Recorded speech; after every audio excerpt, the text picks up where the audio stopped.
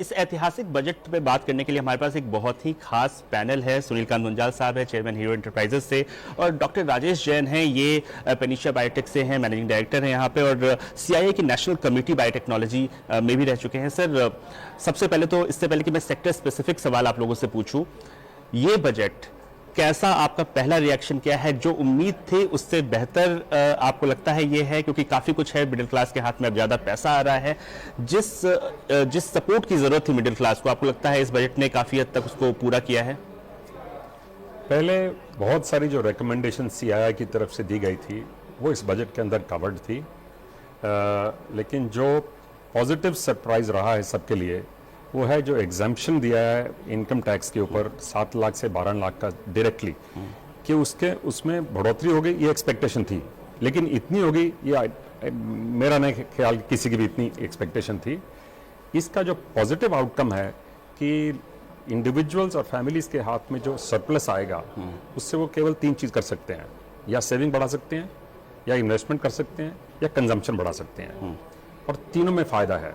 जो specifically consumption बढ़ने से जो रिक्वायरमेंट है इंडस्ट्री की कैपेसिटी एनहेंसमेंट की, जो कुछ सालों से लैग कर रही थी, वो भी इसके अंदर एक्टिव हो जाएगी, क्योंकि सरकार की एक तरफ जो इन्वेस्टमेंट चल रही थी इंफ्रास्ट्रक्चर में, वो बल्क ऑफ द सपोर्ट था इकोनॉमी को।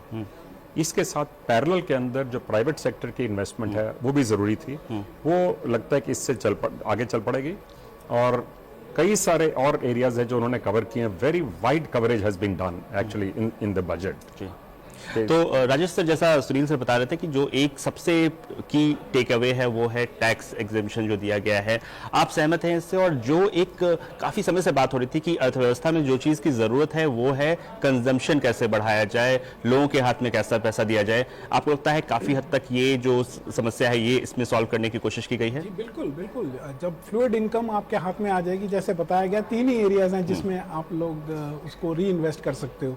बैंक में पैसा रखोगे या ज़्यादा खर्च हो गए। मुझे लगता है कि younger generation would like to go out, बाहर जाएंगे और उस चीज़ को स्पेंड करेंगे। इक्विटी मार्केट भी बढ़ेगी, हो सकता है it's not directly fixed deposits, may be they will go up and invest in equity market और अपने लिए फैसिलिटेट भी करेंगे, तो ये बहुत अच्छा है। और दूसरी तरफ अगर आप देखते हैं तो फार्मर्स के लिए एक मेजर पुश दिया गया है इस पर्टिकुलर बजट में, एंड स्पेसिफिकली बिहार में something that is growing which is makhana, it's a product of commerce which is doing well, बहुत अच्छा कर रहा है हमारे भारत में और इंटरनेशनली भी।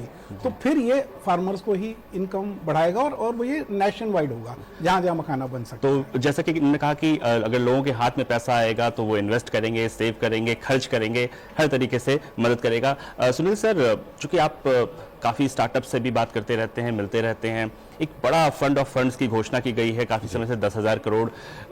क्या लगता है कि हमने एक बार स्टार्टअप इंडिया तो लॉन्च किया था, उसके बाद एक जो नेक्स्ट पुश की ज़रूरत थी वो हम इस फंड ऑफ फंड्स में देख सकेंगे?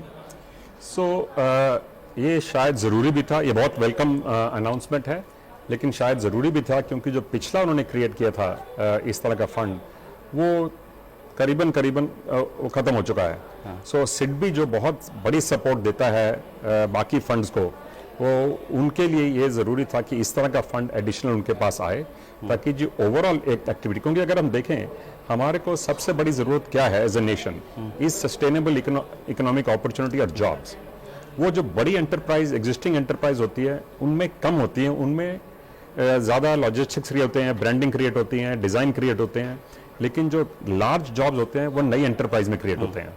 तो इसलिए स्टार्टअप को हमारे को इनकरेज करना बहुत ज़रूरी है। उन्होंने 5 साल की रजिस्ट्रेशन की एक्सटेंशन भी दी, कुछ उनकी उम्मीदें और थी, शायद आगे चलकर हो जाएंगी, लेकिन ओवरऑल जैसा कि जैन साहब कह रहे हैं, ये बहुत वाइड कवरेज की है, एग्रीकल्चर से टेक्नोलॉजी लेकर, रिसर्च लेकर, इनोवेशन को लेकर, हेल्थ केयर को लेकर, एजुकेशन को लेकर, स्किलिंग को लेकर के, और इंडस्ट्री के लिए खासकर जो M&A को उन्होंने ईज करने के लिए कहा है वो बहुत ज़रूरी है इस समय। और ओवरऑल एक्सपोर्ट को उन्होंने काफ़ी इंकरेजमेंट दी है, to make and innovate in India, उसको इंकरेजमेंट दी है। जो क्लीन टेक्नोलॉजीज हैं उनका उन्होंने right down to raw material तक, चाहे कोबाल्ट है, चाहे लिथियम आयन की रिसाइकलिंग है, चाहे उनका इंपोर्ट है, उन सबको उन्होंने अलग अलग तरह से, किसी को इंपोर्ट ड्यूटी में, किसी को सपोर्ट करके, किसी को गारंटी करके, कई सारे एरियाज कवर किए हैं। बिल्कुल सर, इसी पे आप पे आना चाह रहा था कि जो क्रिटिकल मिनरल्स हैं जी। वो काफ़ी समय से उनकी बात हो रही थी, अब आपने इसके एग्जाम्पशन को बढ़ाया है। अब बहुत सारे, खासतौर पर लिथियम आयन बैटरी जो कि बहुत की है हमारे ईवी मिशन में भी, आपके मोबाइल में भी लगते हैं बैटरीज, इससे कितना सपोर्ट मिलेगा खासतौर पे क्लीन मोबिलिटी के सेक्टर में? आपको लगता है इसकी ज़रूरत कितनी थी? डायरेक्टली बेनिफिट होगा, क्योंकि आप देखिए इस समय बहुत बड़ी सारी जो ऑलमोस्ट मोनोपोली कई साल की चल रही थी वो चाइना की थी। ये ज़रूरी था कि 2, 3, 4 और कंट्रीज के अंदर ये सिग्निफिकेंट साइजेबल कैपेसिटी क्रिएट हो, और हमें सबसे ज़रूरी था कि हमारे मुल्क में हो, इंडिया के अंदर हो, क्योंकि इस समय सारी दुनिया आपस में खिंच रही है। तो जो टेंशन चल रही है कंट्रीज में, इसलिए भी ज़रूरी है कि हमें अपनी कैपेबिलिटी, अपनी कैपेसिटी और अपनी एक्चुअल प्रोडक्शन भी एनहेंस करनी है। इसलिए जो 12 मिनरल्स को उन्होंने एग्जेम्प्ट किया, कुछ को रिडक्शन दिया, कुछ रिसाइकलिंग को इनकरेज किया, कुछ इंपोर्ट को इनकरेज किया। सो ओवरऑल, और उन्होंने स्पेसिफिक जो सपोर्ट बात की है क्लीन टेक्नोलॉजीज के लिए, बैटरीज के लिए, विंड मिल्स के लिए, सोलर प्रोडक्शन के लिए, वो भी वेरी वेलकम। और जो मुझे अच्छी चीज़ लगी वो है स्टेट्स के साथ मिलकर के उन्होंने 3-4 स्कीम्स अनाउंस की हैं कि स्टेट्स ये भी पैसा डालेंगे, क्योंकि इवेंचुअली एक्शन तो स्टेट्स के अंदर है। हम एज अ कंट्री कुछ भी नहीं करते, जो करते हैं किसी स्टेट के अंदर में, किसी गांव में करते हैं। और इसलिए जैसे टूरिज्म का जो उन्होंने अनाउंस किया स्पेसिफिक फोकस, वो बहुत ही अच्छी चीज़ है, क्योंकि टूरिज्म दुनिया में से अमंग्स द हाईएस्ट मल्टीप्लायर्स है जो of job creation, of foreign exchange generation. और हमारे यहाँ इस समय डोमेस्टिक टूरिज्म भी बहुत बढ़ गया, इसलिए इसका फ़ायदा अक्रॉस द नेशन लोगों को होगा, स्टेट्स को होगा, सिटीज़ को होगा और गांव को भी होगा। गांव को होगा। सर ने आत्मनिर्भर ईवी सेक्टर की बात की, क्लीन एनर्जी स्टोरेज की बात की। एक और जो थीम देखने को मिल रहा है, आत्मनिर्भर फार्मा। 36 ऐसी दवाइयां हैं जहां पे उन्होंने ड्यूटी कम की है, कैंसर की दवाइयां सस्ती होने जा रही है। सर, आप फार्मा सेक्टर को काफ़ी क्लोजली देखते हैं, इसमें फार्मा सेक्टर के लिए जो अनाउंसमेंट किए हैं उसको कैसे देखते हैं? क्या ज़रूरत थी आत्मनिर्भर, देश के अंदर बने ये मेडिसिन और बाहर से हमें इम्पोर्ट पे डिपेंडेंट ना रहना पड़े? कितना ज़रूरी था ये कदम? आत्मनिर्भर भारत के लिए बहुत सारे ऑलरेडी इनिशिएटिव्स इन प्रोसेस हैं। अगर आप देखेंगे तो हम number 1 exporter of pharmaceutical products हैं और 60% मार्केट शेयर हम कंट्रोल करते हैं। वैक्सीन्स में भी एवरी सेकंड चाइल्ड जो इस दुनिया में पैदा होता है, 130 मिलियन बच्चे पैदा होते हैं, every second child gets a vaccine manufactured from India. So whether it is pharma और वैक्सीन्स, हम लोग ऑलरेडी बहुत प्रगति कर रहे हैं इंडिया में भी और इंडिया से बाहर भी। स्पेसिफिकली आई थिंक अब जो हम इंडिया में आत्मनिर्भर भारत की बात करते हैं तो चाहते हैं कि हम चाइना से जो इंपोर्ट करते हैं वो अब नहीं हो। तो उसके लिए गवर्नमेंट ने ऑलरेडी एक PLI स्कीम निकाली थी जो कि बहुत सक्सेसफुल हुई है, जिसके कारण अब बहुत इंटरमीडिएट्स और API भारत में बनने शुरू हो गए हैं। तो अगले 3 से 5 साल में मुझे लगता है कि हम लोग उसमें से बाहर आ जाएंगे। स्पेसिफिकली बात करें इन 36 लाइफ सेविंग ड्रग्स की, तो ये कॉमन मैन को इमीडिएटली बेनिफिट, जो इनका इस बार बजट का मूड था वो कॉमन मैन के तरफ जा रहा है, तो उनको डायरेक्टली ये बेनिफिट करेगा, क्योंकि ये रॉ मटेरियल्स भी एग्जम्प्ट हो गए, फाइनल प्रोडक्ट भी एग्जम्प्ट हो गया, तो इमीडिएट बेनिफिट मिलता है डे टू डे कॉस्ट का। सर, इसी में हेल्थ सेक्टर में एक और बड़ा अनाउंसमेंट है कि हर जिले में एक कैंसर हॉस्पिटल होगा, क्योंकि ये समस्या बढ़ती जा रही है, लोगों को दूर जाना पड़ता है। हर जिले में अगर एक कैंसर हॉस्पिटल हो तो मदद मिलेगी।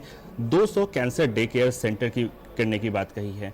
कितना ज़रूरी लगता है आपको इस हेल्थ इंफ्रास्ट्रक्चर पे ये जो पुश है? ओवरऑल फार्मा की तो हम बात ही कर रहे हैं, लेकिन जो health in India, heal in India की जो हम बात कर रहे हैं, उसको लगता है एक थीम सेट किया है इस बजट ने? ये बहुत अच्छा थीम सेट किया है कि अगर आप एक कैंसर पेशेंट की, जो एक रेयर डिजीज़ है कैंसर और काफ़ी भारत में फैला हुआ है, अगर आप उस पेशेंट की पूरे ट्रीटमेंट को देखते हैं तो केमोथेरेपी से लेकर रेडियोथेरेपी का जो प्रोसेस है वो 3 से 6 महीने तक चलता है। आप हॉस्पिटल में जाकर तो वो ट्रीटमेंट लेकर आ गए, but day to day life को कैसे जिएंगे वो ये डे केयर सेंटर्स में उनकी हेल्प करेगा, जो कि अभी तक उन लोगों को छोटे शहरों में अवेलेबल नहीं थी और मेजर सिटी में जाना पड़ता था। बॉम्बे जाएंगे, दिल्ली जाएंगे, बेंगलोर जाएंगे, अब उसकी जरूरत नहीं पड़ेगी। तो ये एक कॉमन आदमी को अगेन बहुत फायदेमंद होगा। एक सवाल मैं आप दोनों से पूछना चाहूंगा Sunil sir, national manufacturing mission, इसकी भी एक आधार रखा गया है और इसमें एक बड़ा फोकस सस्टेनेबिलिटी पे है, सस्टेनेबल ग्रोथ पे है, चाहे ईवी बैटरीज हो, सोलर पैनल्स हो। ये इसकी कितनी ज़रूरत थी? और चूंकि आप इंडस्ट्री को काफ़ी क्लोजली वॉच करते हैं, तो ये मिशन मोड पे हम मैन्युफैक्चरिंग को ले जाना चाहते हैं, कितना ज़रूरी था इस समय पे? बहुत ज़रूरी है, क्योंकि ये कई वर्षों से हमारी कोशिश हो रही है कि जो मैन्युफैक्चरिंग का शेयर है जीडीपी के अंदर वो बढ़े, और आइडियली 25% तक जाना चाहिए, आइडियली 30% जाना चाहिए, लेकिन 25 तक का हमने इनिशियल टारगेट रखा हुआ था, जहां तक हम अभी नहीं जा पाए।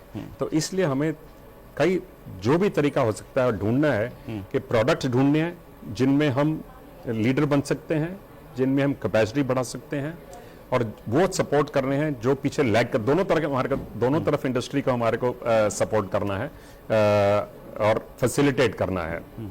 कुछ इंडस्ट्री ऐसी हैं जहां लार्ज एम्प्लॉयमेंट होती है, टेक्सटाइल इंडस्ट्री है, लेदर इंडस्ट्री है, जो कि उन्होंने एड्रेस भी किया है इसके अंदर। और जो आपने कहा, जो मैन्युफैक्चरिंग का जो इलेक्ट्रॉनिक हार्डवेयर इंडस्ट्री है, ये दुनिया की सबसे बड़ी मैन्युफैक्चरिंग इंडस्ट्री है, और हिंदुस्तान के 3 बड़े इंपोर्ट बिल्स में से है। डिफेंस और ऑयल के अलावा तीसरा हमारा बिल इलेक्ट्रॉनिक हार्डवेयर का है। इसलिए हमारे को क्लीन टेक्नोलॉजी, इलेक्ट्रॉनिक हार्डवेयर, जितना हम कैपेसिटी कैपेबिलिटी बिल्ड कर सकते हैं वो हमारे लिए अच्छा होगा। और उन्होंने न केवल उसके लिए एक तरह की सपोर्ट दिया है, उन्होंने क्लस्टर की बात की है, ताकि उसमें हर तरह की कैपेसिटी, स्किलिंग हो, एजुकेशन हो, रिसर्च हो, मैन्युफैक्चरिंग हो, सब चीज़ें इकट्ठी बने। और इंडस्ट्री के उन्होंने 2-3 चीज़ें और की हैं। उन्होंने M&A एक्टिविटीज़ को एक्सेलरेट करने के लिए बात की है, वो भी ज़रूरी है मैन्युफैक्चरिंग और इंडस्ट्री को ग्रो करने के लिए। उन्होंने स्टेट्स के मिल करके साथ में भी मिशन, स्टेट्स की रेटिंग की भी बात की है कि कौन सी स्टेट में इन्वेस्टमेंट रेडीनेस बेटर है दूसरे से, वो भी बहुत अच्छा इनिशिएटिव है। तो ओवरऑल आई थिंक बजट के अंदर काफ़ी थॉटफुली किया गया है और काफ़ी स्प्रेड करके किया गया है, while maintaining fiscal deficit at 4.8 which is lower than 4.9 जो उनका खुद का टारगेट था। और अगले साल का टारगेट भी उन्होंने 4.5 बोला है, 4.6 जो कि पहले अनाउंस किया गया था। चलिए राजेश सर, टुकड़े टुकड़े में तो हमने कई सारी पॉलिसीज लाई हैं, सेमीकंडक्टर के लिए हैं, कई सारी PLI पॉलिसीज हैं। अब अगर एक मिशन मोड पे हम मैन्युफैक्चरिंग की बात करते हैं, तो क्या, और खासतौर पे जैसा सुनील सर बता रहे थे कि स्टेट्स के साथ मिलकर करने से एक अलग ही इम्पैक्ट आता है, ये सारी चीज़ें, एक नेशनल मैन्युफैक्चरिंग मिशन, देश को कितनी ज़रूरत है इसकी? देश को बहुत ज़्यादा ज़रूरत है। और इसको इन एडिशन टू जो सुनील जी ने अभी बोला, अगर आप इसको दूसरे 2 और इनिशिएटिव से जोड़ेंगे ना, which is artificial intelligence and skill development, आने वाले समय में ये तो बिल्कुल क्लियर हो गया कि अब हर मशीन मैन्युफैक्चरिंग सेक्टर में सॉफ्टवेयर से चलेगी, तभी क्वालिटी ऊपर आएगी, तभी देश विदेश में ये मटेरियल जाएगा। अब उसको जो चलाने वाले लोग हैं, वो तो आपको 10वीं फेल भी मिलेगा, 12वीं फेल भी मिलेगा। उनको हम लोगों को अब ट्रेन करना है कि हम वोकेशनल कोर्सेज के अंदर इस चीज को डाल दें कि 3 महीने में कोई भी बंदा अगर पैशन रखता है और इंटरेस्ट रखता है, वो इन सॉफ्टवेयर को सीखे और 10th फेल भी इसको चला सकता है। एक थीम जो पिछले बजट में भी थी, इस बजट में भी थी, जो वोकेशनल ट्रेनिंग की हम बात करते हैं, पिछले बार इंटर्नशिप पे काफी फोकस था। इस बार लगभग 50,000 स्कूलों में अटल टिंकरिंग लैब्स, AI की बात की गई है, डीप टेक फंड की बात की गई है। क्विकली दोनों से आप लोगों से सवाल पूछना चाहूंगा सर, दुनिया की थीम आजकल सब, हर कुछ AI पे चल रहा है, चाहे स्टार्टअप्स हों, हर कोई AI की बात कर रहा है। हमने मेंशन किया इसमें AI के बारे में, और क्या किया जा सकता है अगर हम खासतौर पर AI की बात करें, मशीन लर्निंग की बात करें, डीप टेक्नोलॉजी की बात करें, काफ़ी है या और कुछ किए जाने की ज़रूरत है आपको लगता है? ये स्टार्टिंग बिल्डिंग ब्लॉक्स अच्छे हैं। अब काफ़ी तो इसका कभी भी आप सफिशिएंट नहीं कर पाएंगे, क्योंकि जिस स्पीड पे ये चल रहा है, ये डेवलपमेंट ऐसी है कि आप ये प्रिडिक्ट नहीं कर सकते 6 महीने या साल में हम कहाँ पहुँचेंगे, हम मतलब दुनिया कहाँ पहुँचेगी, इतना रैपिड चेंज हो रहा है। इसलिए हमारे को बेसिक बिल्डिंग ब्लॉक ज़रूरी है। हमारी जो फॉर्मल स्किलिंग है हमारे मुल्क के अंदर, शायद as a percentage of people employed is amongst the lowest in the world. So इसलिए भी हमारे लिए ज़रूरी है कि हम स्कूलों के अंदर vocational skills, practical training, practical exposure, experiential learning हम स्कूलों और कॉलेजेस के अंदर करें, ताकि जाकर के आगे जाकर के, जैसे जैन साहब कह रहे हैं, हमारी capacity to adopt and adapt बढ़ जाए। राजेश सर, वही सवाल पूछना चाहूँगा आपसे, जियो पॉलिटिकल चीज़ों से हम अपने बजट को आजकल अलग नहीं कर सकते, दुनिया AI की तरफ जा रही है तो हम तो वहाँ जाएंगे। यहाँ जो बात की गई है कि अटल टिंकरिंग लैब स्कूल के लेवल पे, वो भी सरकारी स्कूलों में ले जाएं, ये आपको लगता है कि ये एक अच्छा बेस बनाने की कोशिश है यहाँ पे? बहुत ज़रूरी है, क्योंकि अगर आप हर बच्चे को देखोगे तो हम जब उसको स्कूल में भेजते हैं तो भेज देते हैं कि तू जा स्कूल में जाके पढ़ना शुरू कर, घर में मत बैठ।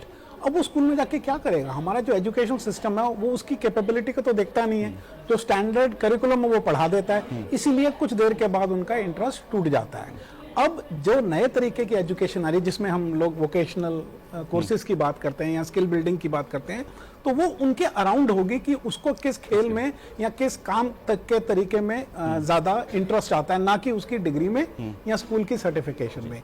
और ये एआई के वर्ल्ड में बिल्कुल बहुत मजबूत होने वाला है। अगर आप कुछ साल पहले जाएं, 7-8 साल पहले जाएं, तो आपने सुना होगा कि इंडिया में जितनी भी मल्टीनेशनल्स थी उनको एडिक्वेट सॉफ्टवेयर के कोडर्स नहीं मिल रहे थे।